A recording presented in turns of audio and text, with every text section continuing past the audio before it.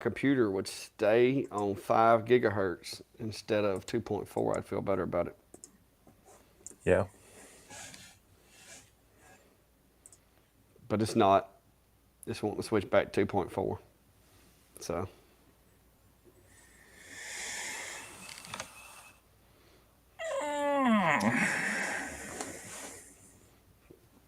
I'm gonna pull my phone up. Oh, that was the wrong video. Watching last week's. Oh, let me see if I can find this week's.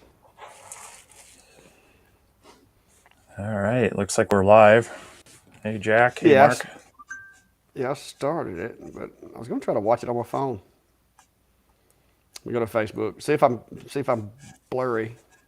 Am I still blurry on your end? Because if it is, it's gonna require some Cat 5. Well, you know, not everybody needs to see you in all HD glory. Well, what I can do is start doing them in the house where I got 500 megs easily. Yeah.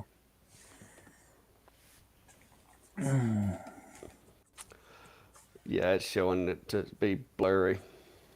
Oh, but it keeps my computer keeps switching to 2.4 gigahertz instead of the 5 gig. So I don't know. I hate it, but I can't pick all this up and take it in the house right now. Well, So we'll get you we're just sorted gonna go out. with it. Yeah, I can remove the other camera, but I don't think that's gonna help. Maybe it will. Who knows? All right, let me get the comments up. We're not seeing I'm not seeing chat. That's why. You're not seeing chat? Oh, okay. Yeah, I got to Well, turn the we've overlay got a on. number of people in there. Oh, yeah, we didn't put it on the video yet. Yeah. Hello, Mark, Brian, Jack, Mark again. I don't know if it's the same Mark or not. Need to run some Ethernet. Yeah, I changed out the wireless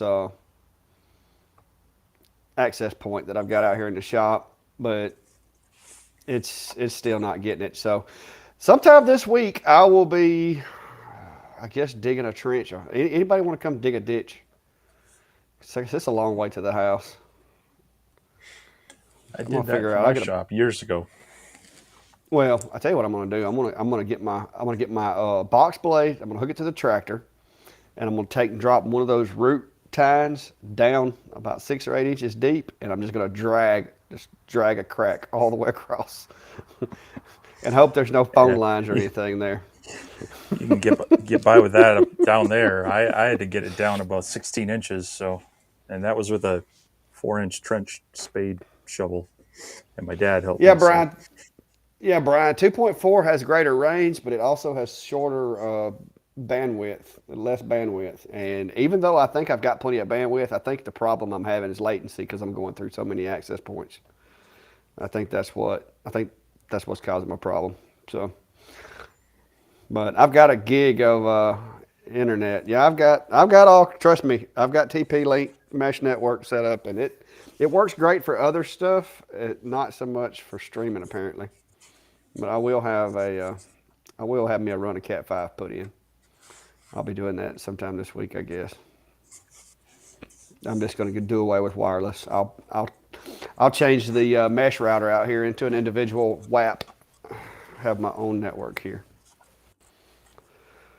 Uh, Thomas, good evening from Hillsboro. That's not too far away. Dottie so says she ain't wearing her glasses, so it don't matter. I'm blurry either way.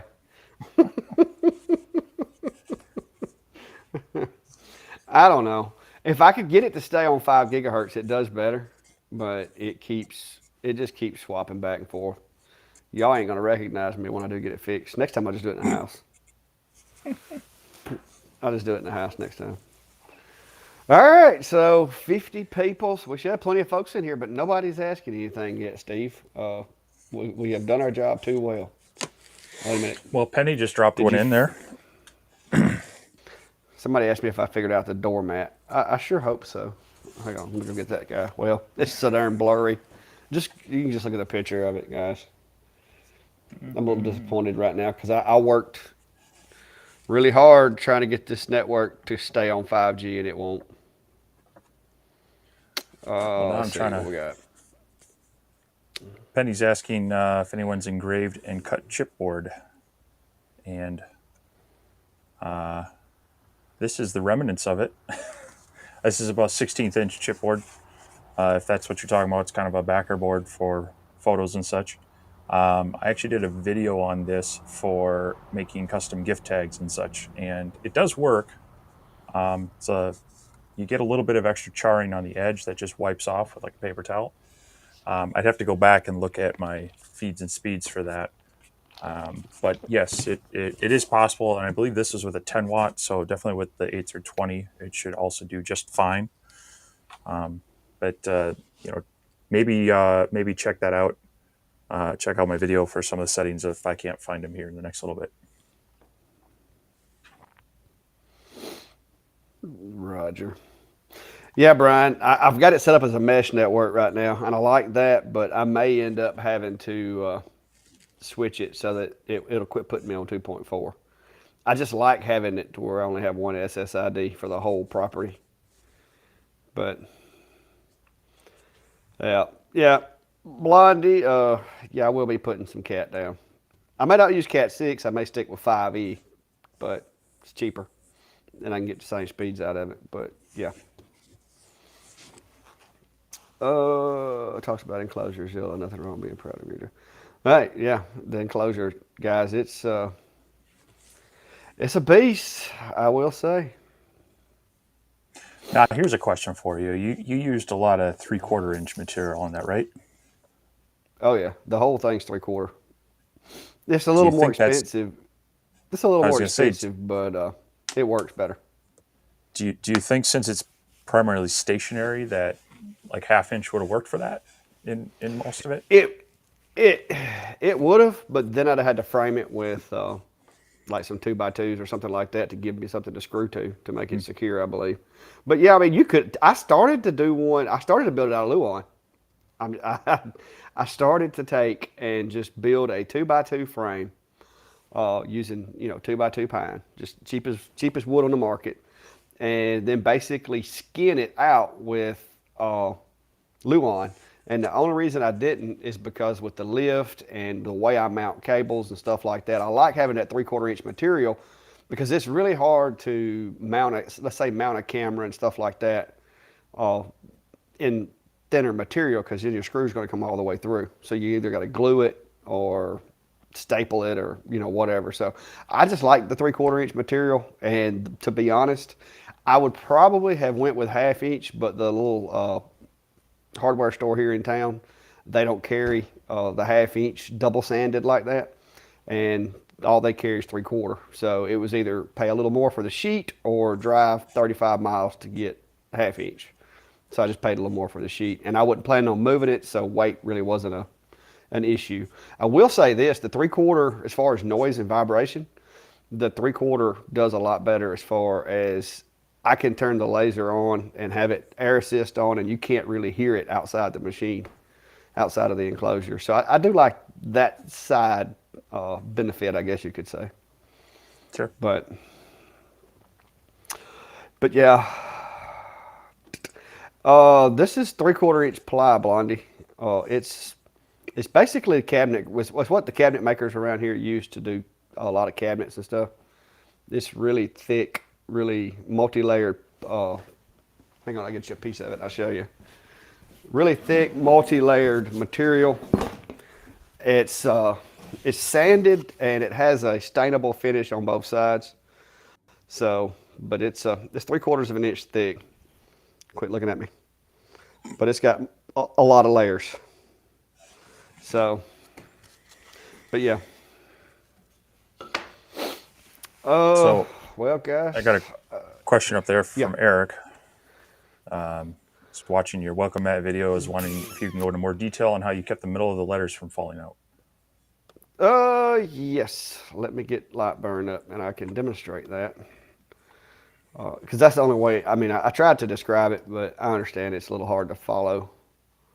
Well, come here. Give me just a second. Let me get my screen over here where I can get Lightburn running. Because it won't let me share it until it's running. All right, I'll let Jay you work. says, I'll let you work whatever on the other end. I'm just going to sure. I'm going to get in hide chat just for a here. little bit so we can see this maybe a little bit better. There we Okay, go. the two problem letters are going to be like the A and the O. And what happens is when you convert these over cuts, when you cut this, those little pieces are going to fall out right there. So the way that I approach that to keep from having that happen is I made me like a little stick basically. Uh, and then just take it down and try to find a place where it kind of blends a little bit and place it between those two. You got to have this piece. Hang on, let me ungroup the letters.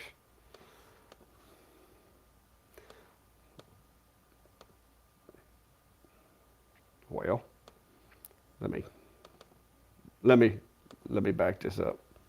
Let's do one letter at a time. But you got to have these two pieces have to be grouped on the letter. So what you're going to want to do is I just took this little guy here and move it over in there to where it was kind of an inconspicuous location. And then when you select both of those and you can use the Boolean to subtract, it just leaves a little tab right there. So same thing if it was an O, and if you look at my little template,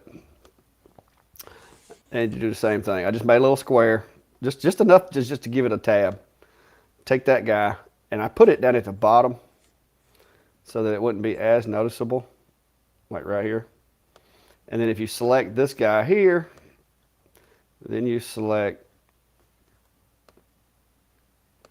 that one, and then you just use this little subtract button right here, and it makes it like that.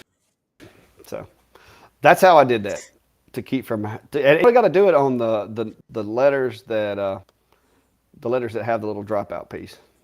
All right, you can put us back like. But let me find my little template here, and I'll show you.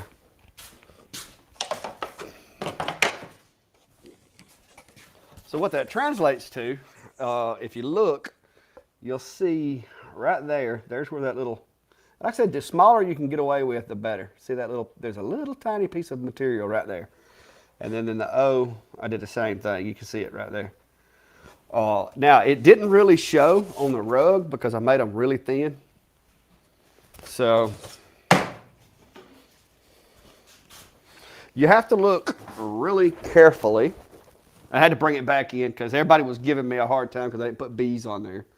So I did add a B, okay? So the B's are on there now. But you have to look really carefully, and you can barely see where that little tab was. There's just like a little tiny spot right there where it didn't get painted. And then there's one on this O up here. But you really can't see them in the finished product, so I was happy about that. But yeah, there it is.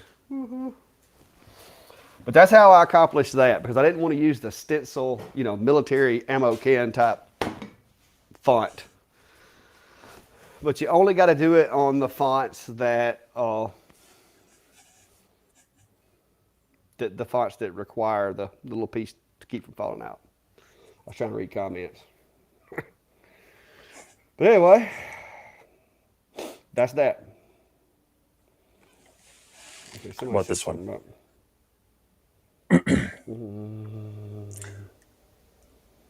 So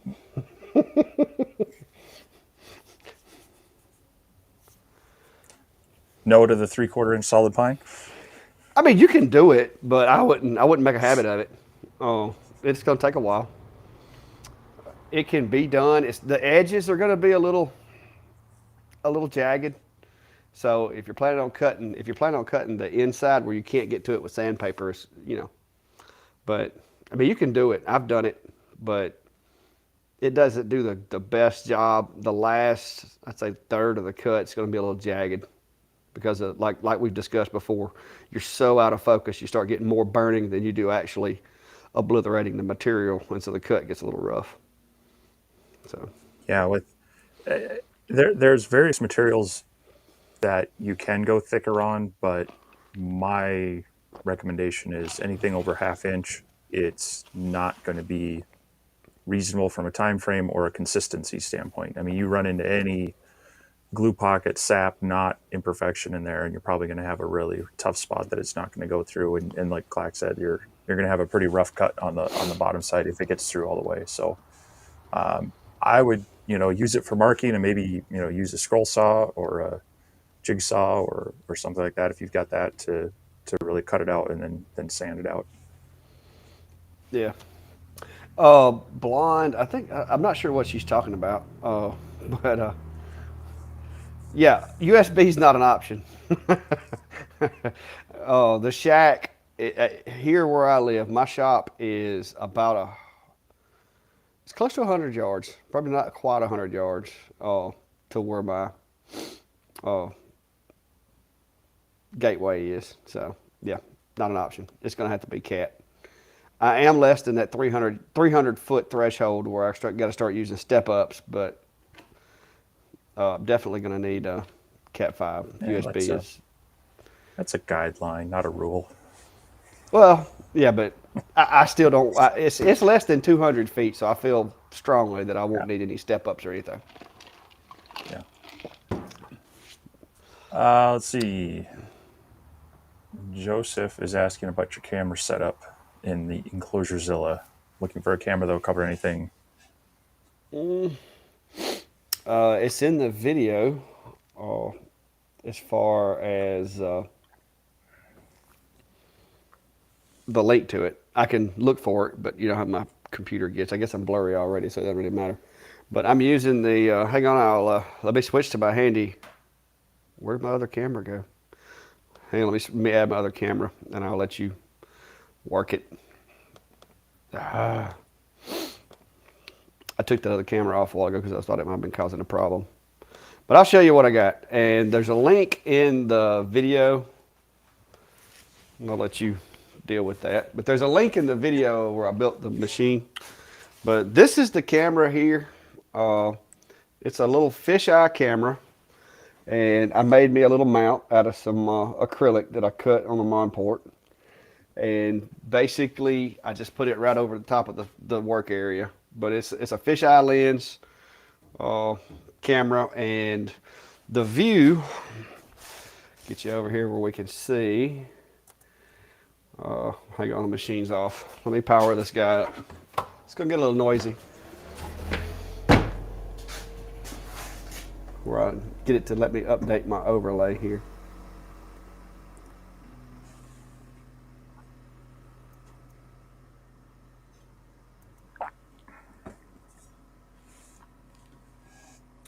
All right, let's restart.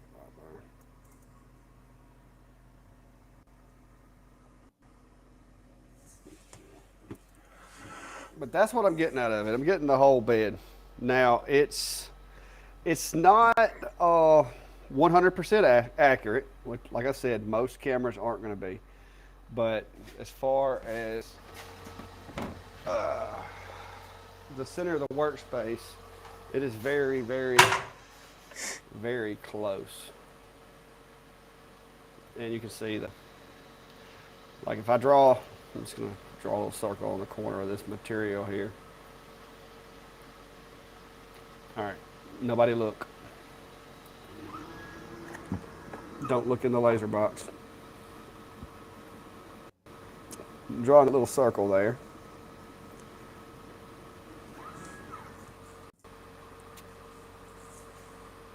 See, that's about how much it's off. So, I mean, it's really close. And if I went back and readjusted it, maybe it'd be back to normal. But that's really close for such a big work area, in my opinion. But anyway, you can swap my camera around now. Whew.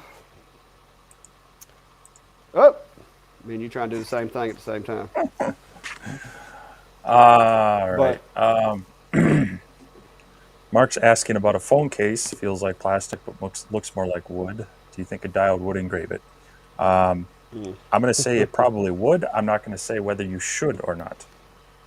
Yep. Not knowing what kind of plastic it is, it could be putting off fumes that you don't want to mess with. That could either cause a hazard or put off some hazardous fumes. So you'd want to know more what it is. There's some flame tests you could do to it, but then you'd be burning part of it. But yeah, if I don't know what it is, I'm pretty leery to engrave it. But I'm pretty sure it would if it's a fairly opaque color. Yes, and he will let you know you're going to kill yourself if you engrave something that you might not should.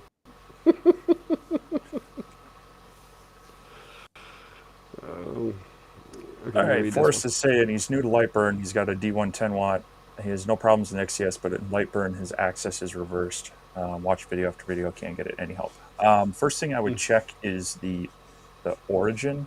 Now, if you set up your there's a Lightburn config tool you can download from Xtool that should have all the settings for your laser. Now, they're separate for the Pro versus the non-Pro.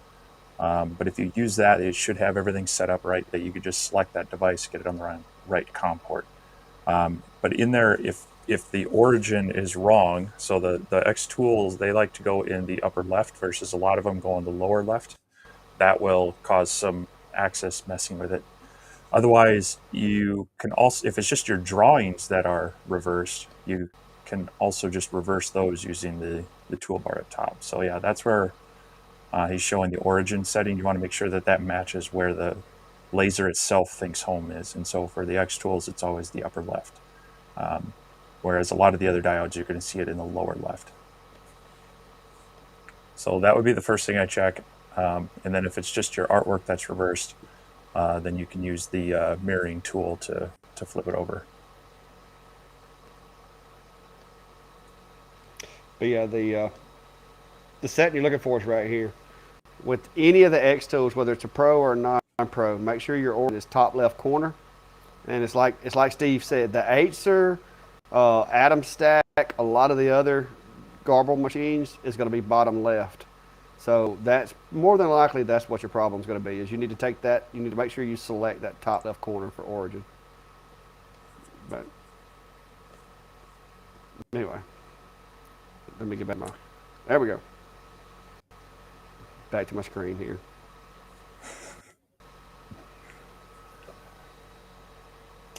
Eric had a comment about filling in the little gap on your thing with a black Sharpie. That might work. I've also seen there's I forget what brand it is, but they make like stain coloring pens, and so they have different colors that you can use. That would also work just to cover in those spots that are left by the gap. But sometimes it's just a little touch-up work to do that. Yeah, they're small enough that it's really not noticeable. If you go in from below and above it and spray, you almost completely wipe out that little. And I could have probably made my little tags smaller, but I just want sure that the center of the letters didn't fall out. And people asked me too if I could have done it on cardboard. And yes, you could pretty much do it on any medium you wanted. I wanted it on the wood, one because I just don't like fooling with cardboard, and it's a little flimsy, and I wanted to make sure it stayed as flat as possible. Fiber laser. Hey, on the bright side, your audio is great. Well, like I said, I like my stuff to work right, and this is irritating me. And if it's, you know what's really going to make me angry though, is if I run a Cat 5 cable out here and go through all that trouble, and that's not the issue. But I may try to do next Sunday night. I may try to just stay in the house, see if it does. If it does great in there, then I know it's network related. I don't think it's the laptop. The laptop, I'm sitting here, I got my resources visible. Everything looks good. It's got to be either a latency issue because it's going through 2 repeaters to get here, or just this computer won't stay off of 2.4. I don't know yet. We'll see. I'll figure it out. I promise you I'll get it fixed. And y'all are going to be like, who is that guy? All right. Mark's working on a photo engraving. He's using Stucky image mode at 323 lines per inch and 3600/40 speed power, having issues with the laser head stuttering. I'm going to go ahead and guess you're using 3600 millimeters a minute and not millimeters per second. If it's the latter, that would be part of your problem. He also, I think, followed up with that, saying I'm using the move settings window to slow the speed until it smooths out, and then speed it back up, and it runs smoothly for a while, and it does it again randomly. Um, Possibly. Do you have your white space scanning setting turned on to where it will, if you turn on white space move, that'll try to jump up to the highest speed the laser can move to move across areas it doesn't need to burn, and that can cause some jitteriness if speed settings are off. That'd be one thing to try. Um, if it's only doing it in image mode, I guess does it do anything similar in a simple vector straight engrave at the same speed? Because that speed at millimeters a minute is not that fast. It shouldn't have a lot of issues there unless there's some sort of mechanical thing happening with it. But I would, first thing I would probably check is the white space scanning. You got any ideas? Yes, I have had the same problem. I tried using Grayscale one time, and even on other machines, it's not machine specific, but it almost sounds like a belt slipping or something when it's moving across there. I went back to Jarvis, and I've been with Jarvis ever since because it doesn't have those issues. But I'm like you. I think it's because it speeds and slows so rapidly that it makes that vibrating noise. But Yeah, try Jarvis, and I'd be willing to bet if you go to do it in Jarvis, it won't do that. so yeah, I mean, I know Grayscale, there's been issues with it in the past. This is the test I usually run and the four that I will choose from. So the Atkinson, Newsprint, Dither, and Jarvis. Um, so maybe try switching your mode. Otherwise, like I say, maybe just double check to see if it's a white space scan kind of issue. You could turn that option on or off. Um, but yeah, it's definitely not a Grayscale I would stay away from for sure. Yeah, I'm pretty confident that's what it's going to be. Like I said, it drove me nuts because I thought my machine was tore up, and I went back and engraved a regular graphic. Did fine. It only did it on Grayscale, and so that's why I quit using Grayscale. It was easier. All right. Um, what's your opinion of stainless steel plates with diamond cutouts in place of honeycomb, pro and or con? You have an opinion? It's better than nothing. The less, in my opinion, the less surface area in the material, so that it doesn't cause flashbacks, the better. Uh, I've almost been tempted. I know y'all see these on the plasma cutters, how they have the little teeth that come up to a point. If I could find one of those, I believe I would try one of those. I have good luck with a honeycomb, but occasionally you will get some charring on the back from the reflectivity of the honeycomb back onto the back of the material. But too much material contact on the back, too much reflection of the lasers, not desired as far as I'm concerned. What's your? Yeah, that's one of the big things is you want to minimize the contact area with the material. The other thing that would be of concern is if you can keep it flat. So, a stainless steel plate with the diamond cutouts, you need to make sure it's supported enough throughout it so that it stays flat. Otherwise, you get a lot of sag. Whereas the honeycombs, through their nature, tend to be a bit more uh, stable. They can still have some sag that I think you've seen in a couple of our videos each, but they do really minimize that contact area. But that being said, it's what whatever you can afford to create that effect. So a cookie cooling sheet, those baking racks, those do a great job as well. So um, it'll still work. But yeah, if the diamond shapes are too wide, you're going to get some flashback and you might get some sag. So I put that up there for you, Steve. yeah, I see. That's nice. Oh, oh me. You got a little bromance going on there. I tell you, it's like every week Brian just starts that. Brian's like, let me compliment Steve tonight. Oh me. Let's see. Oh man, the comments just went flying. I missed it. So John is asking for advice for engraving brass with a 20-watt diode. Brass does not like to get engraved. It does not even necessarily like to get marked. Your best bet is to have something like Surmark or Brilliance marking spray, and have that pretty hot.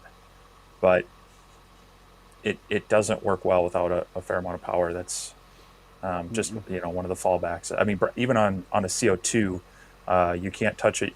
It'll engrave with the marking spray, but you're not going to touch it without a lot of high power. So Yeah, Jeff.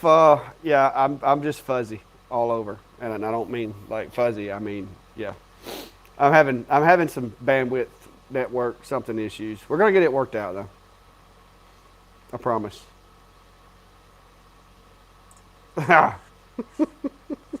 Oh, wait a minute. I think we just canceled each other out. What'd you throw up there? yeah, Do it here. again. I put this one up there. Any tips for exporting from Illustrator to Lightburn? I tried different versions of AI files, but the files still don't look right in Lightburn. Um, PNG. mild, my own thing. If you want to keep them vector, I try to make sure that before I export, that everything has been turned into a path, um, and so I'll eliminate any fonts and things like that. Yeah, if you have solids in there, that can mess it up as well. So I try to make sure that it's just the outline and such. Otherwise, yeah, you could try exporting it from Illustrator as a DXF, um, or an SVG rather than an AI file, and that might have better luck importing into Lightburn. Yeah, DXF seemed to come in Lightburn pretty well. I don't have Illustrator, so I couldn't tell you about that particular part of it. But I do know that DXF files work better. If I do download something off of Etsy, DXF's kind of the way to go. Yeah, I do use Illustrator for a lot of stuff, but yeah, I do tend to go through everything and make sure it is um, converted to a path instead of Adobe's native vectoring within Illustrator, and that tends to help. But a lot of times I'll just export them as non-AI files, so as like a DXF or an SVG. Didn't you get this little guy right here, or did you ever get one of them? No, I The didn't get the IR IR. module. Yeah, Yeah, it I can didn't do know if you that. got one or not. It can do that with an IR, so that'd be similar to like a fiber laser and such. It is a little slow, and it's not going to go very deep, and it'll take a while. But with your standard diode module, you're pretty much stuck to the marking sprays and such. So All right, computer nerd, I'll let you handle this one. best computer to use, PC or Mac. Oh well, my staff would tell you I am not a Mac fan, but that is in a corporate enterprise environment that is mostly Microsoft based with applications that want to run on a PC and not a Mac. As a personal home user, there's nothing wrong with Macs. They tend to be more stable because Apple can kind of controls everything from the hardware to the operating system and such. But you do sometimes run into compatibility issues with some equipment as far as driver support and such. Um, as a general consumer type person, I would say if you're comfortable with Mac, great. If you like playing with toys like these, I think you're asking for a little bit of hiccups more than you will with a PC as far as compatibility with some of these random drivers and random programs. There's not always Lightburn works in both. That's great, but you get into some of the CNC world, and some of the software is you got to run parallels, or you got to run, a virtual box to get them to run. So I agree. Like I said, I've got a MacBook Pro. It works fine, but just like with Steve's, not necessarily Lightburn, but some of the other drivers and stuff like that are just a little more finicky. It seems in the MacBook. So I run Windows. I've got my old gaming PC over there that I run my machines with, and then I've got this one that I use for my video editing and stuff. But I also have Lightburn, and I design on this machine as well. So personally, I have Macs and I have Windows, and I like Windows for lasers and such. That's personal preference, though. Um, Somebody's got a question here. I was just gonna bring that one up for you. Well, I use Comgro's. They call it a purifier. I think the word purification is a little bit of a reach. Uh, I would call it more of a reducer. I mean, it's not going to purify the air, but it will reduce the smell. It does get most of the large particulates out, from what I can tell. So it helps a lot. But typically, the events that we're going to be doing, I'm outside. If it's an indoor event, I try to get outside. Uh, I haven't done any indoors that they didn't let me set up outside. So, but it does help. It's the Calm Grow. I think Steve, you got the Calm Grow one too, don't you? The I've smoke. got the Comgrow one, and I've got that's kind of buried. I've got the Monport that's a little bit larger, and I would agree both are advanced filters. They are not purifiers by any means. You are still going to have a bit of smoke smell to it. It generally takes a lot of the haze and the particulate out, but it does not get all the small stuff. And if you can smell it, it's still not good for you. So, yeah, Yeah. if you're not spending a lot of money uh, on both the filter unit and the filters, it, you're, you're you're only taking the edge off, taking it down a bit. So Uh, there's some mixed feelings about Macs versus PC. That's it's a very it's slippery it's a touchy topic. subject. Yeah, no, I it it it really kind of depends on your environment, what you're working on, and what some people will tell you as far as there's a lot of people. We have at the community college I work at. We do have a graphic arts program, and of course they have a group of local businesses as their advisory committee, and they'll all say, "Oh, you got to teach the students on Mac because that's what they're going to use in industry." And a lot of that's true, but a lot of it is starting to fall aside where it runs well on PCs as well as Macs. You can get the color calibration on both units and such. Um, Even the price, it used to be you paid a lot more for Macs. Buying them, it they're getting closer. You do pay a premium for Mac and such, but it really comes down to, Well, I think the PCs, Windows-based PCs tend to have a little more compatibility with more kind of the off the wall stuff. If you're well, doing mainstream stuff, you're probably going to find it for both. here's a question for you, Steve. Is it that PCs are more affordable, or is it that companies like HP and Dell and some of these other companies just build sub Mac machines that are less affordable? They don't, because I know if you buy a $300 laptop from Walmart, it's not going to compete with a MacBook. But if you step it up into the price range of a MacBook on a Windows machine, you're paying for that added hardware. You're paying for the better RAM. You're paying Well, for a graphics card, stuff like that. So, yeah, like I said earlier, Mac controls everything. Apple yeah, controls everything with their environment. They don't allow people to build non-Apple computers that run Mac OS. They control the hardware, they control the operating system, so it's a very controlled environment. And yeah, while they have their value line, their Mac Airs and such, they don't let any really cheap low end computers out there that run their stuff, unless yeah. really gone into the Hackintosh area of things.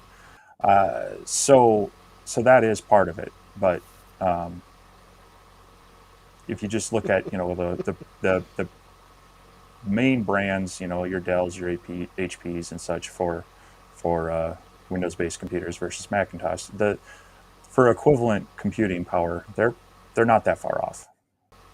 Because yes, you can get low-end computers from very sketchy places that skew Yeah. those numbers and such. So Well, somebody was asking about PC versus a laptop, and in my opinion, unless you're like really needing a lot of room hardware or RAID or something like that, I mean, laptops have all the. You can get a laptop with the same functionality of a desktop. And a lot of businesses, and I know in what I do, a lot of businesses are now going to dockable laptops so that your workstation can be taken home with you, especially since the epidemic and everything. They've more emphasis on being able to take your office home and not leave things at work. So, what do you think on that, Steve? What's your take? Uh, whole 100%. Yeah, we have a standard PC, standard computer options for people, and we've moved to strictly laptops. And as a matter of fact, if someone says they need a desktop, we actually make them tell us why, uh, for those very reasons.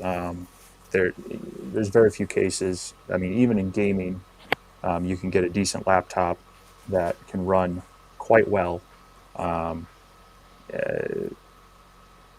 that's gonna stand up. I mean, there's always more cooling, there's more room, and you can squeeze a little more power out of a desktop. But for the average user at home, a laptop is really the way to go. It just gives you some flexibility. So Yeah, anyway, I agree. back to laser stuff.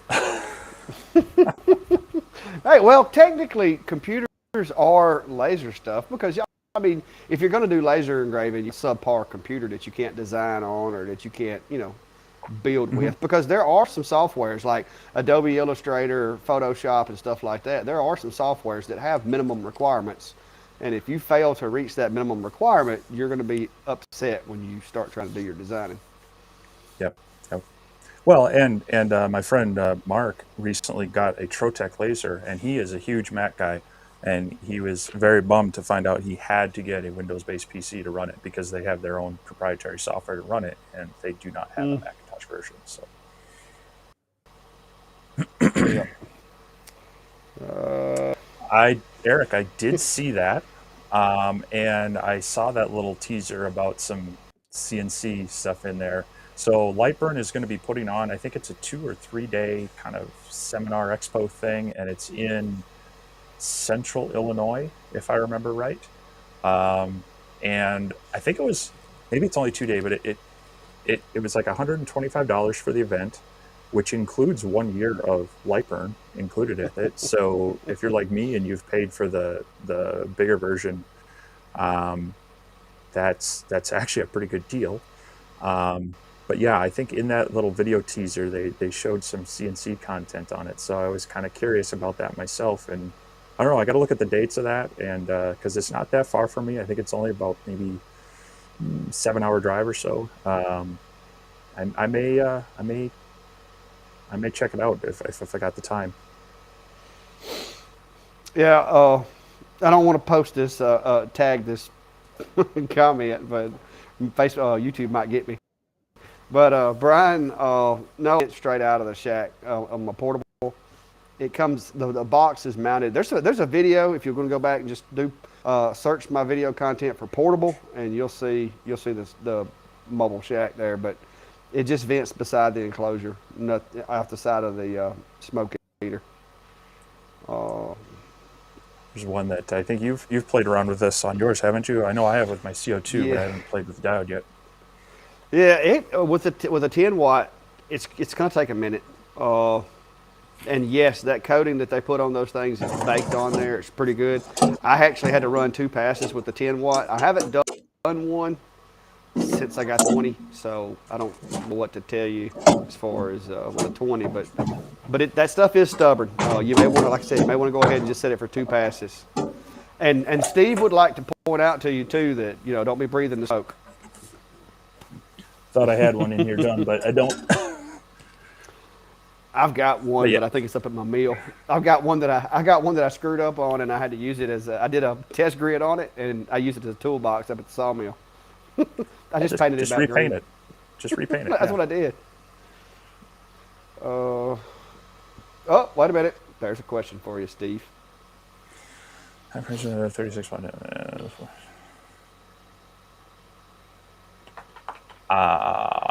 The 36 atom stack diode, the focus adjust is not. So I've got the 20 watt atom stack, and mine's got the big knob up front and has a metal plate for adjusting it. I don't know.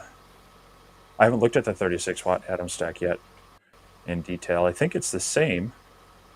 Um, I haven't seen a precision Z adjustment. Now that's something I would love to see more of is, give us a knob up top that raises and lowers the for fine adjustment. Give us like half an inch or so of an adjustment that way to fine tune the focus and lock it in. But I know there are a number of aftermarket ones out there for, um, for like the X tool and such.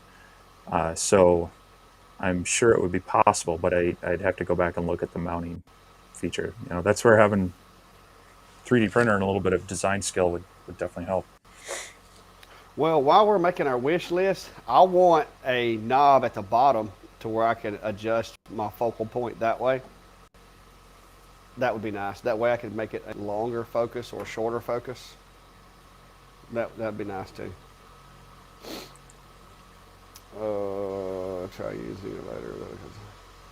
Here's one. Oh, I think we canceled each other. No, I didn't click on anything. There you go. Now I'm gonna let you have that because that's CO2, and I'm very limited experience with CO2s. So yeah, they teased a bit in their video. That's up there. You're talking $4,000 for a 55-watt CO2. That's a fair chunk of change compared to what else you can get, but it's not outrageous. But I think their cut area is about 24 inches wide on that one. So again, not the largest, but they did tease a couple features on there with the pass through, which will be interesting to see. And they had like the dual cameras. So definitely, I'm definitely curious about it. I'd like to see it. You got to remember, a lot of these desktop CO2 lasers are, well, I would compare them to buying a Mac computer. You're going for design. You're going for all packages together. Hopefully, whatever software they bundle with it, whatnot, works fairly simple. So you're paying for a lot of those features in a lot of these desktop ones. Now, do they work well? Do they do what they state? In some cases, I worry that they oversell them as, hey, set this on your kitchen counter and laser away, where there's no way that thing with any sort of internal filtering or even, I'm curious about its cooling, is going to work well. But we'll see. Xtool does, they do a good job with their packaging. They do a good job with their information, and they do make decent diode machines, but you pay for it and you can get similar for less in any of their markets. So I guess that's kind of my thought on it. We'll hopefully know more here in the next, I think they're launching in about a month, so I guess we'll know more then. No, Brian, on this one, the discharge actually blows back towards me, but keep in mind, I live in the area of high school bonfires before football games, campfires, a little bit of the smell of smoke. In where I live, you pretty much smell it all the time, especially in the wintertime, because there's still people that heat with wood fireplaces. So, yeah, it's not like it's just bellowing smoke. You can smell it when you get near my booth, but it's not enough to really tell where it's coming from. Yeah, but yeah, kind of the same thing here. I mean, I got neighbors 2 houses down that they have a wood burning stove for a lot of their heat, and everybody has backyard campfires. So, I hear the horror stories of people, their neighbors complain about the smoke, but then I fire up my smoker, and it looks like my backyard's on fire during the ignition. Yet I run my laser, you can't see anything. So unless I'm doing something really, really nasty like acrylic or a painted object like that, and I try to limit that. If I was doing a lot of production of that, I'd probably try to pre-filter it and such. But yeah, if it's just wood, I think you do your best to try to not just blow it in people's face. Especially if you're outside at a show, it's gonna dissipate. Maybe if you can, you could pipe it up above so it's gonna dissipate more than right out. But yeah, no, the only things I do at shows, the only things I do at shows is wood, and I do some anodized aluminum, but the anodized aluminum really doesn't, I mean, it makes very little smell, and I'm running a filter too, so. Now, if you do a big long mirror, that'll put off a little smell too. Yeah, or some freshly painted canvas. Somebody says they like the autofocus on their TS2. Jeff does. Yeah, I've seen a few newer lasers coming out with that autofocus, and that would be definitely something nice. The Schwar has that. I haven't used it lately, but it has it. It has a, you can actually set the Z on it, and it'll like each pass it'll drop down another millimeter. That's pretty neat. I wish more lasers did that. So, would it be better to build a CO2 laser over buying one? Well, here's the thing: if you build it, um, you're going to know everything about it, and you're going to be able to fix anything that goes wrong with it. You can also customize the working area to your specific needs. So maybe you want something that's squarish or more rectangular. You can definitely do that. Um,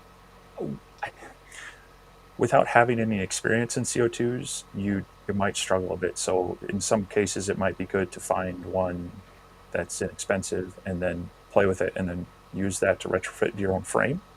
But if you're kind of person who likes to tinker, likes to study up and read, you could definitely build one. I know a lot of people who have built their own CNC routers and lasers and such. Um, but kind of depends on your willingness to learn and engineer things on your own. Yep. Brian's giving you a little I see that. like shout out there.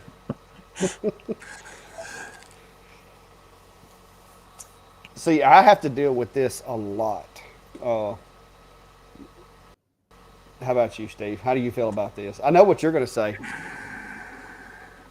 Do a test group. Oof. Well, you did a video similar to this. Um, Yes. so it's going to depend on the piece. If it's irreplaceable, I'm I'm and I'm not comfortable with the material, I'm probably going to turn it down or try to offer an alternative of, hey, how about we create an accent piece? And Clack did a video on this, and it's one of your earlier videos about someone I think asked you to engrave on an urn, and you're like, I don't want to be the guy that messes up the Yeah. funeral because Yeah. we made yeah. Um, so in that case, I would if I'm really uncomfortable with the material, the base material, I'd try to say, well, can we make some sort of accent piece that's going to go with it, whether it's some sort of stand, display, a placard, something like that. Um, if it's a very unique item that it's irreplaceable again, but maybe not event related, I'll tell them like I really don't want to do this, but if you want to come over here and I'll show you what I'm doing, and you want to hit the start button, that's on you. I tend to stay away from things that I can't um, make right if it screws up. So Yeah, it's a lot easier to just go buy something yourself, especially if it's something that doesn't have sentimental value. And if you mess it up, kind of like this talking out of tonight, guys. This was one of my earliest tumblers. I wrecked the first couple of tries, but I kept using it as a test. Matter of fact, Steve would be proud. Look there, Steve. test grid. But I messed up on this tumbler when I first got my X tool, and so after that, I was just like, "Hey, I'm gonna use it as a test cup," and but you know what? They still work, and I finally got it right. If you can see that, but I finally got it right, and it works. But I still drink out of it around the house. I don't take this one out in public. But if I'm gonna run over one with a tractor, might as well be this one. But maybe you could come up with like something that you could add to the wind chime. Like maybe you could go above the wind chime where it would hook to the porch or something, and laser a piece of acrylic or a piece of wood and just like connect it to there, and then go on up. Maybe you could add to the wind chime rather than engraving the actual sentimental wind chime. And that's what I did with, like I said, Steve was saying. I had to kind of get out of the box, and instead of engraving on this urn, because the funeral was like 48 hours away, and so instead of engraving the urn, I made basically like a holder for it. And if something happened, I messed it up, or if the guy didn't like it, they just didn't, they just didn't have to use it. So there's always more than one way to customize something without taking a risk of destroying it. But if you feel confident, like I said, I have done stuff like that, but it'll make your heart skip a beat. Uh, yeah, Mark's saying the same thing. Try to do a test grid on the back, but you don't even want to do that if it's somebody else's sentimental project.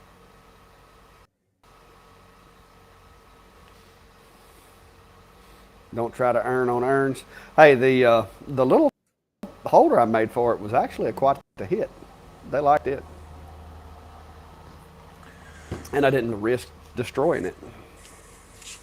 See, I just ended up building the one for my mom, so I had myself to screw it up if her not, and I did it before I finished it, so if I needed to, I could sand it down. So That's right. Always, always. That's a major rule when you're making plaques and stuff. If you think you want it a half inch thick, make it 3/4. That way you can sand it down, start over a couple times. yeah, that's hey, that saved me before. That planer over there, you set that thing to 1/32, brand new piece of wood, start over. so All right. for my honeycomb to wasteboard, the important thing that I do there is just make sure that you have airflow. So it can be as little as about an inch, or on my enclosure, I have about 4 inches underneath there. Um, that is more about having flexibility for running a rotary underneath it, but um, as long as you have airflow underneath the spoil board, um, that should be good because you want to worry about any sag and any support. Um, and by the time you lift it up even an inch, it's going to probably going to just sag a little bit, not much more than that. But you don't need a lot, just enough to make sure you're encouraging the air to move underneath there.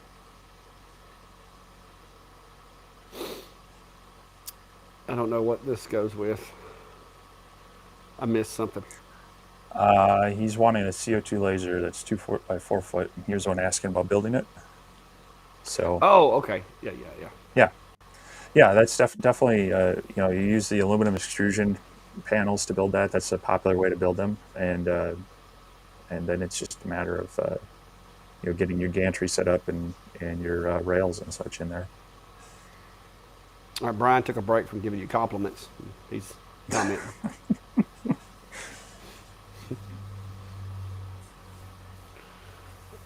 Happy International Laser Something Day. Is that such a thing? Sure. Apparently If it isn't, it tomorrow's ought to be. Oreo cookie day, so Yeah, if it isn't, it should be, huh? But yeah. It's beginning to look a lot like the lasers back there. Oh, all right, y'all got to start send us some comments and questions. If you let me get distracted, I'm gonna start cracking on Steve. I tell you, one thing that you can do if you really want to drive yourself nuts, cut yourself a puzzle like this. What the heck? Why? That just looks like it would drive you nuts. It is. Let me see if I can pull out one of these pieces. I found these years ago when doing stuff with my CO2 laser, and it's kind of a cool effect. But once you get all these pieces mixed up and there's no reference other than wood grain, it's it took me a while to get this back together. So, oh my gosh, there we go. All right, come on, almost. There we go. So there's one piece that's out, No, and no, they no, eventually just no, drop back in. If I can do this backwards on here, but yeah, uh, no. there you go. Now, if you get your kerf really tight, they'll go almost completely seamless. Yeah, no. I don't have time for puzzles, Steve. Good night, Eric. Oh, let's see. Somebody else had another question over here. Uh, Somebody making a comment. There he is with that comment about my hair again. Said he can't tell if my hair's messy or not because it's blurry. Maybe that's the reason, Brian. If you got any comments on the 40 watt, they're asking. Without having one, it's hard to say. My only comment is my expectations of it would not be so much to cut thicker material, but to do things faster. So, you know, it's gonna be throwing more power at the same depth and same area. You're not necessarily going to get through thicker material, but you will cut through the same material faster. You should be able to engrave faster. So if time is what you're after, not spending as much of it, then that's something to look at. If you're wanting to, cut a lot of deeper things, I know there's people who keep asking like, oh, can I cut through 3/4 inch thick material? That's really not a good use for lasers, at least with any sort of quality cut. So It's possible. All right. well, there's possible, and then there's is it effective and reasonable? That's the point. Yeah. All right. Going back to my other camera, you can put me in the little box down there. All right. So the question is about the stove covers and whether I stain before or after engraving. And this is the three. Let me set this camera down where I can pick this up. These are the three that I did yesterday. I have no need. I don't see a need in staining before. I stain after, and you can look at the engrave. The engrave is more than adequate, and I just this to me this is the best look. Now, if you really wanted it to be fancy, you could go back with some white paint and a really small paintbrush if you were better at painting than I am, and you could paint that white. But then, in my opinion, you might as well just go get you a Cricut machine, cut it out on a Cricut, and then poly over it. But that's I do them after, just because I don't really want to take a chance on the stain igniting a fire inside my enclosure, because most of your stain is going to be it's going to have a high content of paint thinner. Paint thinner is basically the same thing that you use to start your barbecue grill with. So, not something you want to put fire around, in my opinion.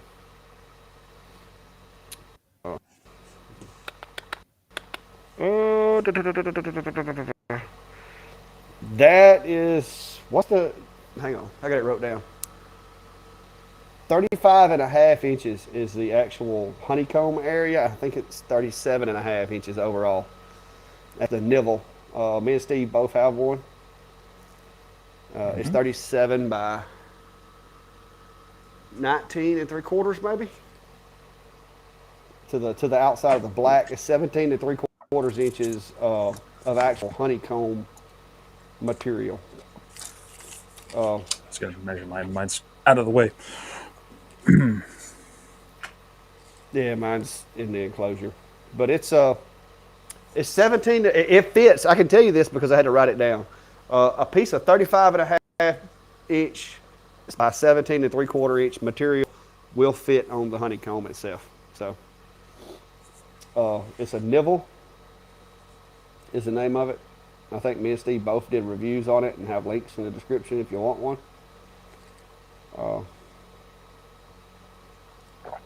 Let's see. Brian said life is a puzzle to him.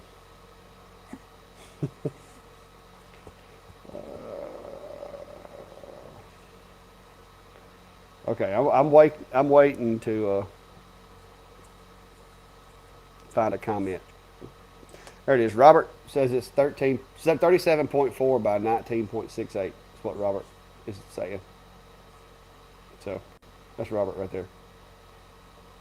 Who got the long honeycomb first? I don't remember.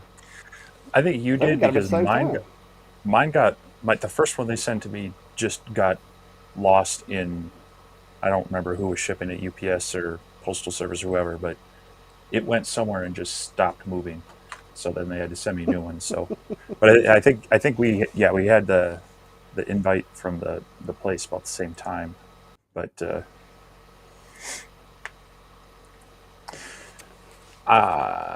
so you can use the built-in material test for just a simple grid, both for cutting and engraving. But if you want to do other ones, I've used a mixture of them. There's one from Louisiana Hobby Guide that has your flexible cut options. It's got both a raster and a vector engrave. It's got, as a matter of fact, that's where I pull this little image one from. It's on part of his test file as well. So that one, he's got a lot on there, and yeah, it's the universal test card, and it's free. You just have to go sign up for his forums, and then you can download his stuff. He also has a lot of Lightburn library files and such that you can use as well. So I would never pay for one. There's plenty out there that are free, but um, that's the best I would do. I agree. I usually just use the one in Lightburn. Mm-hmm. Eve, do you know of anything for slate? That's Um, well, if you want it to be food safe, so okay, so food safe. I don't know. I don't know if they're going to be eating off of it. Well, I I mean, mean, I suppose you could superfood off. Here's the thing.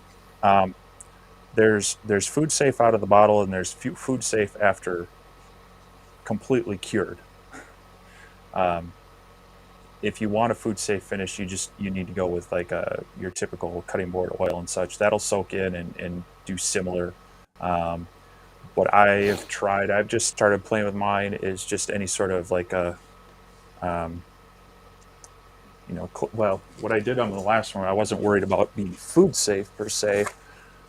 Was I used this Halcyon Clear, um, but this would not necessarily be food safe. So this is is your that typical, just kind of a clear. Um, is you were that going in to an ask? IV bag? No, it's not in an IV bag. It looks like an IV bag, Steve. But if you want, yeah, like you want a food safe finish, any sort of this is wood honey, food safe wood finish. But this is a mixture of wax and oil, and this will give you a bit of a clear coat on it. I haven't tried this. I'm going to do it on one soon to see how it comes out. Um, it'll have a similar effect. It might not be as shiny, but it should bring out some of the contrast. Yeah, I just use the butcher block oil if it's going to be eaten off of. But I'm doing it in acrylic and stuff. Oh, guys, I've got a friend of mine that's making me a tumbler, and Steve's going to be so jealous when I get it. Uh, I can't wait to see it. She does epoxy tumblers, and she hand paints and does like 3D stuff to them. I placed my order the other day. It won't be long. Let's see. Otter's Danger Den. It's also good. Never heard of that one. Have you, Steve? Not sure I have. I'll have to look that up. So, I so oops, did that. I actually put it on afterwards rather than beforehand. Yeah, if you put that mineral oil on them beforehand, it lets a weird like smoke, vapor, whatever you call it. Because I've had to redo a couple, and it'll vaporize and it'll make your machine all like nasty. X tool, which X tool? 10 watt, 20. A 10 watt, I run 70 millimeters per second at 100% output. Turn the LPI up to 254, and just do one pass.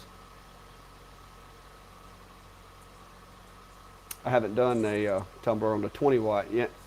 I got an order that I'm going to be doing before too long, but I may wind up doing them on the Hster because with that automatic bed, it's just so much easier to drop a rotary in there because I just lower the bed and stick the rotary in.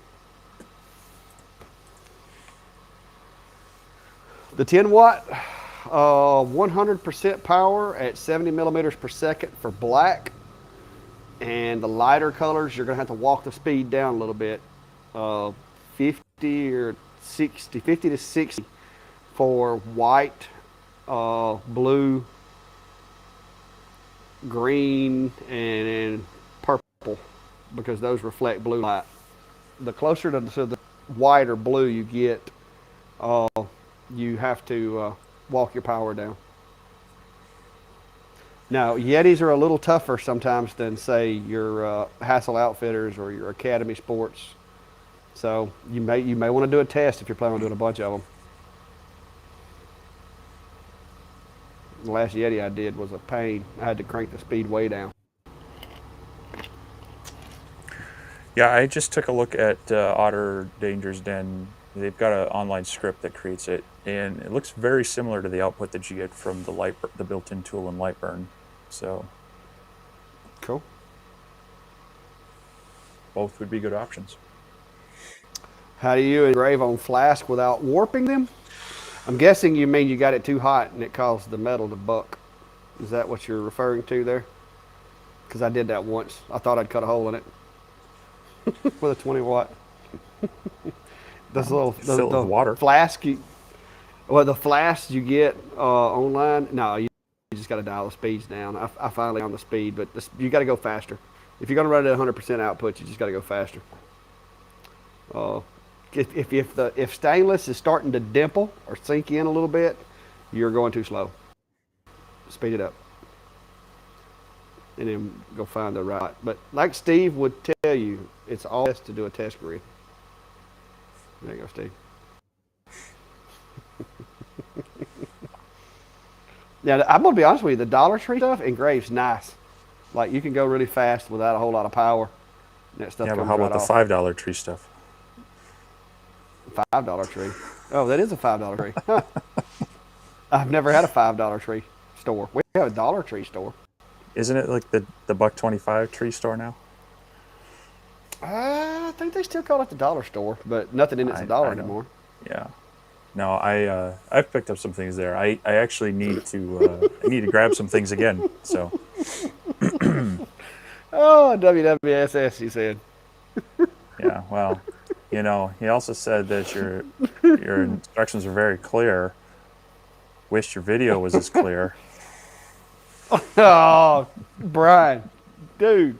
Okay, next week I'm gonna be in the house, so when y'all ask about laser stuff, I'm not gonna be able to show it to you. But I gotta get this. I gotta get this resolved. I'm just hoping it's not my laptop because I just spent like a pretty good little check on this laptop. I don't think it's it though. You said your laptop spec'd slightly lower than this one, right? Except for Lower your or higher. Intel. Is yours an Intel or what processor? Yeah, you run? mine's probably a little bit higher than yours. Mine's an Intel i7, I believe, on mine. Of course, I'm not even running on that. I'm running it on my old desktop, so I don't think it's your computer. I don't think it is either.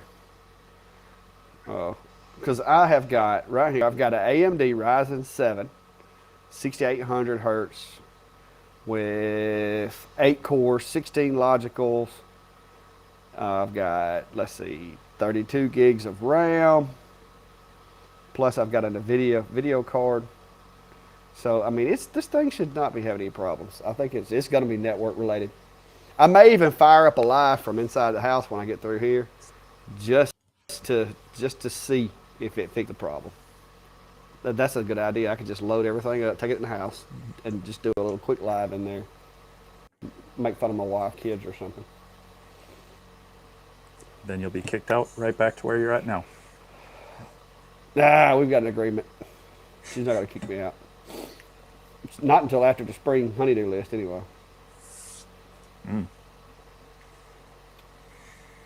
Now, Jack, I've done a few from inside, and I didn't have that problem. I don't think it's if it is the computer, I'll remedy that, but I sure hope it isn't because, like I said, this thing wasn't cheap.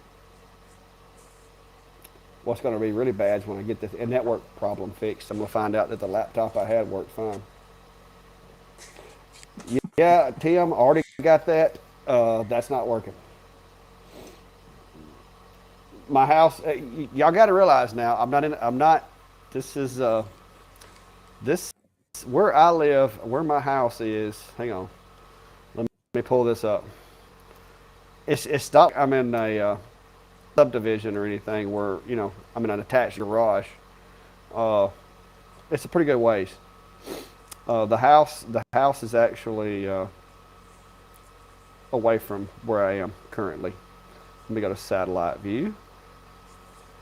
All right, all right, all right. Let me go to screen share now. Yeah, y'all making me defend myself here. All right, let's go. All right, here we go. There we go. All right, so this is my house from space. All right, see, not city. All right, this is the house. My access point is about right there. There's the shack, and my access point here is right there. So that's a pretty good little stretch. I said the house is like 50 something foot wide. That's good, probably close to 90 feet or so right there. So that's the problem that I'm having. I'm going to bury a Cat 5 cable from right here over to here, and I'm going to fix the problem. So there's that. That's going to fix it. It's either going to fix it or something. No, Robert, I've actually got a gig of internet, fiber optic. I've only got like a 2 millisecond ping to it, so that's not the problem. Well, Jim, I'm telling you, bro, I really do love you, but when you're penetrating as many walls and everything as I am, I've got good signal out here. My access point, which is on the wall over there, is showing really good signal. Over there, see it right above the door, that little white box, showing plenty of signal, but it still ain't working. Still blurry. So we're gonna fix that.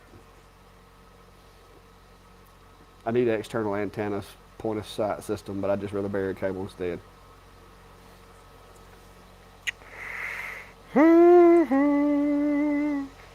No, nope. I'm actually not running a laptop camera.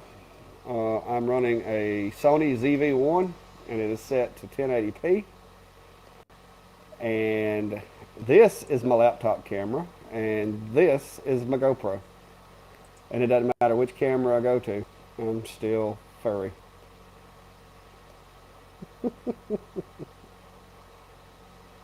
There you go, Steve. Now they're off me. Have I tried the laser add-on with VCarve Pro? I have not.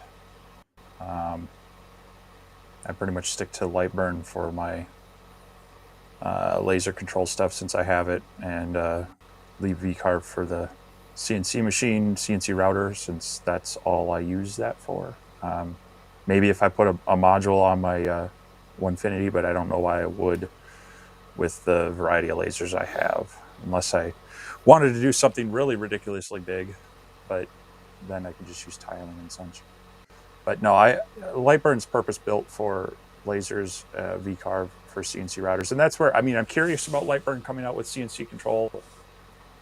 But anytime you get into that doing something it wasn't initially meant to do, how well does it do it? So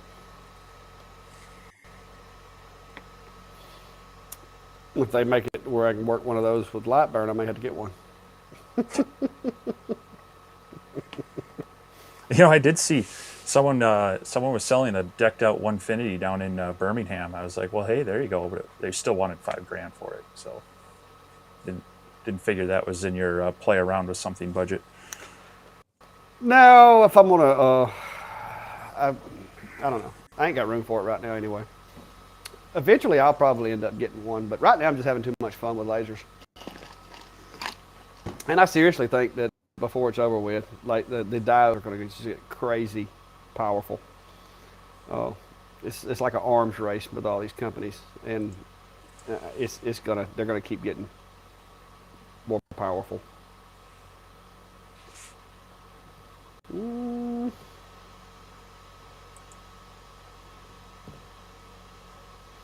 I can actually explain that to you. Okay. I wish I could. I'm not connected to a laser over here, so I really can't show you. Let me move over to there, Steve, and I will show how to set that because I had the same problem. And let me get my camera where you can see, hopefully. All right, so when you go into your machine settings, go to device. This is terrible. I know. I don't have a machine hooked to my other one. Well, you got my rear end on there, Steve. No, it's just a blurry. I don't know that we can see what you're doing. Okay. Is that still not working? Well, I mean, it's your Is it still not resolution, the working? fuzziness. I mean, we could see it, but I don't think we can read what you're. It's not going to show it very well. Well, do you have a machine hooked to yours where you can demonstrate it? Let me see if I can do that here. Darn. Yeah, I'm gonna get that fixed. Uh, I can run a cable over here. Nope. Too many windows. I'm getting there.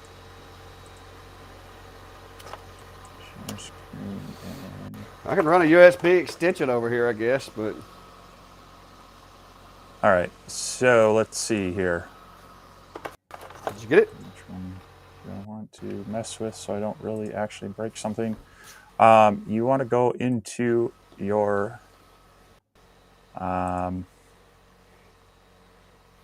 Dollar values. why does this always go weird on me on there? All right. Let's see here. Yeah. Oops, I'm in the wrong spot, aren't I? It's in the machine settings, right? You're gonna have to get machine settings and then Yeah, so I need read. device setting. Oh, you know what? I only have the extra looked up. Well, it's going to read off there. Let's see here. Well, it'll still show you. It's Machine just gonna be settings. set to You want to read, yes, and then go down to the bottom at the advanced. and we go to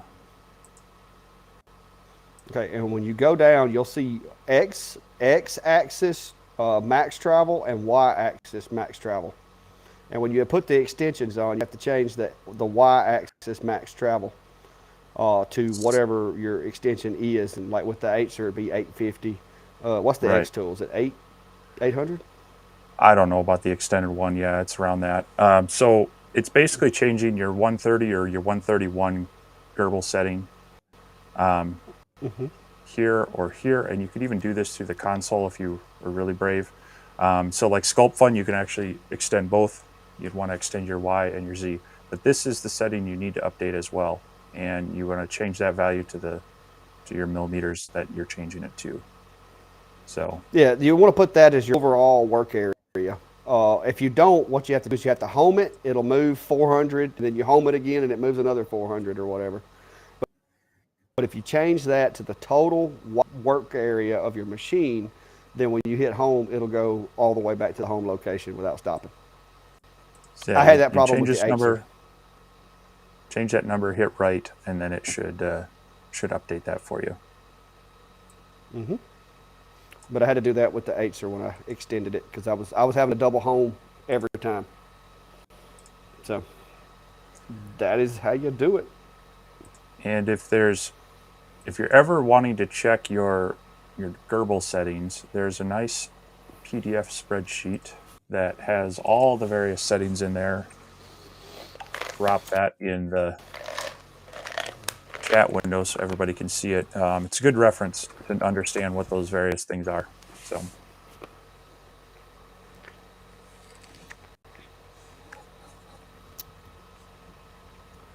Said Felix said he tried and it wasn't safe. Go over to command window. Go over to command window and type in a $sign and whatever the number is equals. Put whatever it is you're changing it to at the end of it and hit enter, and see if it does it that way. yeah, the On the console command window. window. console window should let you do that. Yeah. But if it won't let you save, you may want to, restart the machine, reboot your, laser or whatever. But the Acer, it changed and it's working fine now. So, but that's how you do that. All right.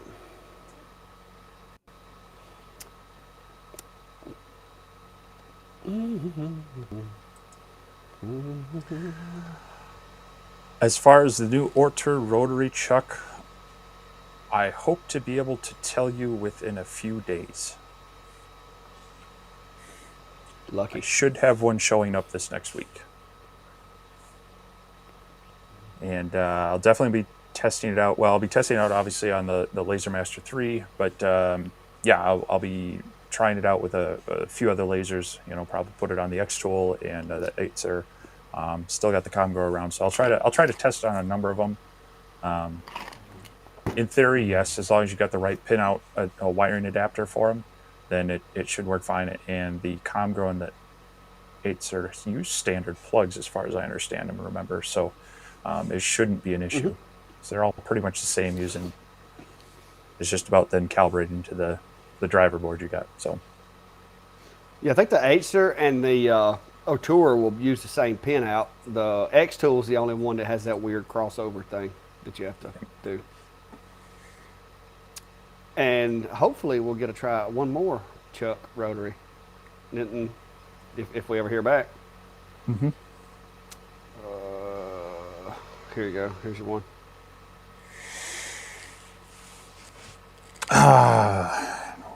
Whether you go with more powerful diode or go to CO2 at what price point? That everybody's favorite response. It depends. If you're looking for just increasing production of what you're currently doing, you could look at a more powerful diode. But even that, I would say it depends on the price you're looking at, because if you've got the space and the means to run two machines versus one, that offers more flexibility in your production. And it's probably going to do more to double your production over going from, like, say, a 10 to a 20 watt, because you're not going to get double the speed you have out of a 20 watt from a 10. It's a bit of a bell curve. Now, if you're trying to do different things, so you're trying to do a lot with acrylics, if you want to have an easier time working with glass, then that's where definitely a CO2 is going to work. And also, I would say if you're really starting to get into the larger work areas, I think, kind of beyond what Clack's done with his, I think the CO2 option might be a little bit better. If you get into the, like Sculpin has theirs where it's like 900 millimeters square. And my concern on that one is it's such a big area. If you don't have good cable management and you don't have a very stout frame to work with, you got a lot of variables that can kind of mess it up for you. Whereas the CO2 frames tend to be lighter head for more power, because they're it's just a lens and a mirror and a cone rather than the whole module that's having to swing around. So there's a lot of depends there, is what I'm saying. If you're just going for production speed, I would try to double up on the machines I've got first before I go higher power. Oh yeah, multiple machines is the ticket, in my opinion. Unless, like I said, but you got to figure out what your market is. Where do you make your money, and how best spent is your money if you're going to buy a machine. And I know a lot of people gave me a hard time about, oh, you spent so much on the enclosure and everything, you could have went and bought a CO2. And I'm still nowhere near what a CO2 costs, but I don't really want a big CO2. I like my diodes, and I just needed a bigger work area. So it all depends on what you want. I mean, it's a personal preference. You're just gonna hang on, let me $, whatever the number is, equals new value, and hit enter. I don't remember what number sign it was. Was it 130? 130 and 131 for, let's see here. It's, it'll be like $. 130 is the X and 131 is the Y. Equals, yeah, whatever it is. Yeah, but, no spaces either, so. But yeah, it's like I said, it just all depends on what you're doing. If I was doing a lot with acrylic, I'd probably go ahead and bite the bullet and get a CO2. Uh, if I was doing, because to me, with wood, and as long as you're within a reasonable thickness, such as this stuff here, the diodes do a pretty good job. Uh, that's just my opinion. Now, nothing against CO2s, but it's just not really. It's just not really what I'm into. Yeah, what Phil Knox said. Yeah, just leave off the question mark. I don't know what a question mark in there would do. Yeah, just make sure there's no You're gonna have spaces to. in there, and Do you, $sign 131 equals 936 should work fine. do you have to do the double dollar sign first, Steve, or will it take it that way? I haven't tried it No, I without doing think double dollar signs first. no, I think that's just to read your config. Yeah. But yeah, that should work. 936. Is that how long a X-Tool extended is? Is the X-Tool extended 936? I didn't think they were that big. I don't know. I'd have to look it up. Have not done mine yet on any of them. I'm waiting for. That's like I'm s- that can't be right.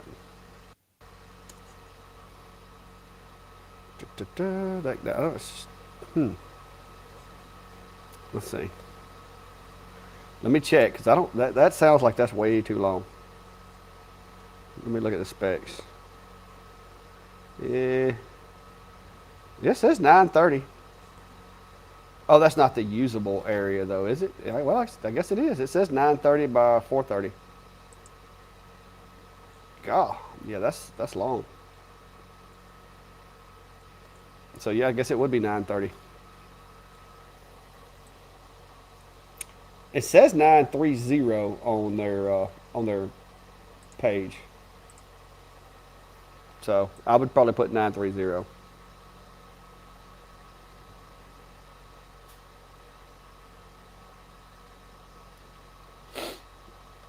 But I just looked at their page and it said 930, so that's what I'm going on. But you may get some rail bumps at 936. All right, well, the questions have slowed down, Steve, and I'm actually wanting to try something on my network here in a minute, see if I can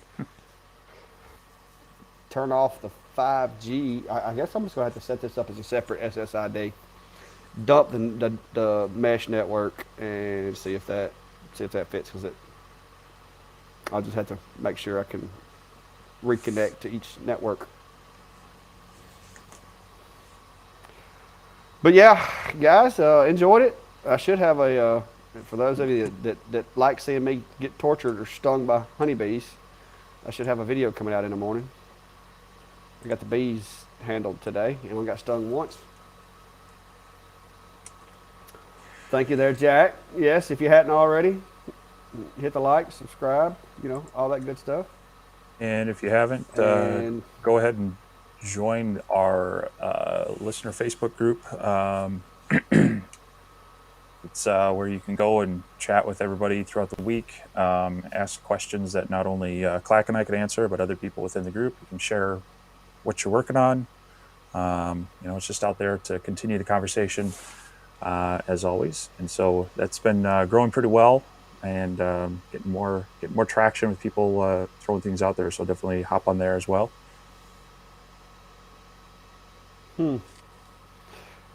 Phil Knox says he tried that, and the X-Tool controller won't save it. Do you think that's going to be something you got to go in XCS, whatever it's called? That would be the other thing I would look at is see if that's something you can update through the XCS software, and then that should hopefully fix it for Lightburn as well. Yeah, because I know you can't disable that flame sensor and stuff in Lightburn, so that they may have it locked down to where only XCS can change the settings on the motherboard or the controller, whichever you want to call it.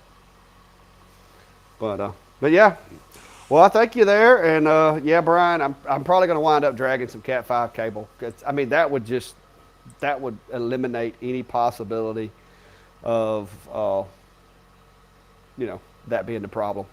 So I'm probably going to go pick me up a roll Cat 5 tomorrow. I've got the crimper. I've got all the ends and stuff to make the cables. And then I can just run me a drop all the way into the shack and bring it over. And if nothing else, once I get it out here, then I can go Wi-Fi with it. And that shouldn't be a problem because I've got it set up that way inside. But yeah. But yeah, WWSS, guys. I'm going to have to build a graphic for that and put it on my Facebook page. What would Steve say?